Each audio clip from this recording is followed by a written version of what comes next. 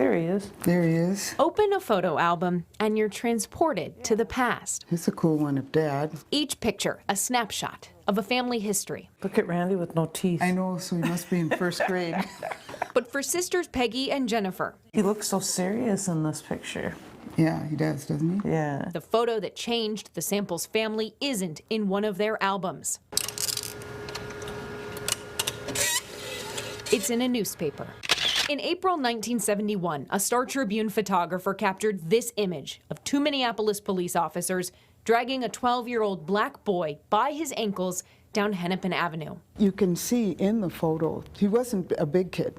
That little boy is Peggy's little brother, Randy Samples. I was furious. The newspaper reported that a fight in an arcade had spilled out onto the street. Peggy says Randy, who went downtown to buy a poster, walked over right as Minneapolis police used canines to break it up. Even though there was a relatively big crowd of people, predominantly white, the dogs went right for Randy. After being knocked to the ground, the officers dragged him nearly 30 feet to their squad car. I remember being concerned about how he was dragged and hoping his hands were okay. Jennifer is the youngest of the Samples children. At 7 years old, not knowing much about how to feel, but feeling very angry and hurt. I know that Randy came home, he was sad and frightened, very frightened. When Randy's parents picked him up from the police station, he told them the officers used racial epithets, including the N-word, to describe him and the other African Americans in the crowd. How did your parents respond? They were very angry also. Robert and Mary Jane Samples tried to file a complaint with the city. There was not any accountability. Decades before LeJune Lang became a district court judge, she worked in the newly formed Department of Civil Rights in the city of Minneapolis. I was assigned the police accountability, looking into complaints against the Minneapolis Police Department. She says in the late 1960s, the city had tremendous power to investigate complaints made against MPD officers. The police officers used excessive and abusive force. If we decided there was probable cause, we could have a hearing, a fact-finding hearing, and force the police officer through subpoena to come and testify at the proceeding. But she says that power quietly disappeared after a Minneapolis police detective named Charles Stenvig won the 1969 mayoral race. Make this complaint to the Internal Affairs Division. And my position was abolished. Finding no path forward with the city, the Samples family took their complaint and that photo to the Minnesota Department of Human Rights. 3 years after Randy's arrest, the state found the officer's actions and comments were motivated by bias because of his race. But the city fought it all the way to the Minnesota Supreme Court.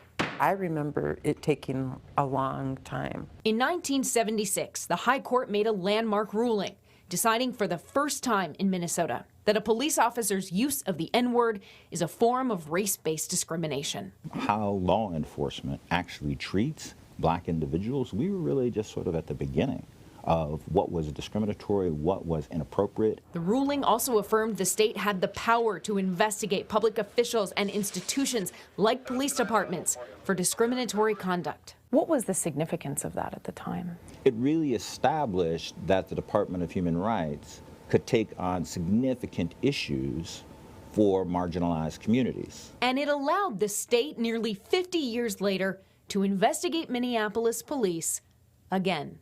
I think we're in that situation where history might be rhyming or kind of repeating itself. First tonight at 6, a report released today finds probable cause that the Minneapolis Police Department engaged in a practice of race discrimination. The report found historic racial disparities in policing in the city. Investigators say officers routinely use racist, misogynistic, and otherwise disrespectful language, including the N-word.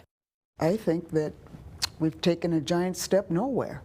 The same word officers used to describe 12-year-old Randy Samples. I guess a lot of folks didn't get the memo. Here you are, 2022, and all of the ugly that was going on is still going on.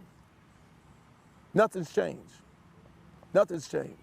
Spike Moss has lived in Minneapolis his entire life. He remembers that photo. Yep, that's it. That's it.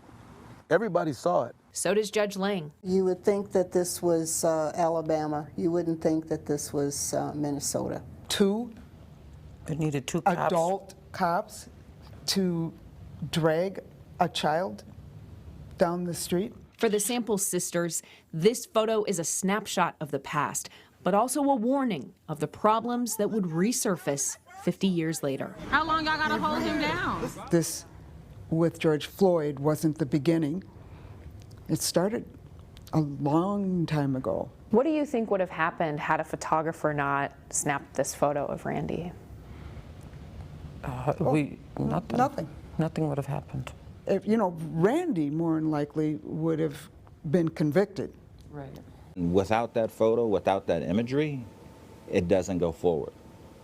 Without the imagery, without the cell phone of Darnella Frazier, do we have justice in the George Floyd case? He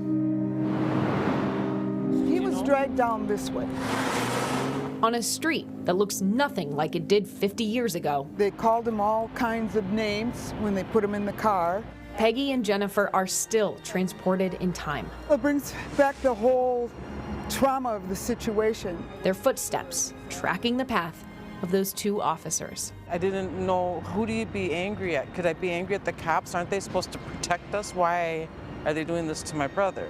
It just makes you, first of all, be very grateful that Randy's still with us.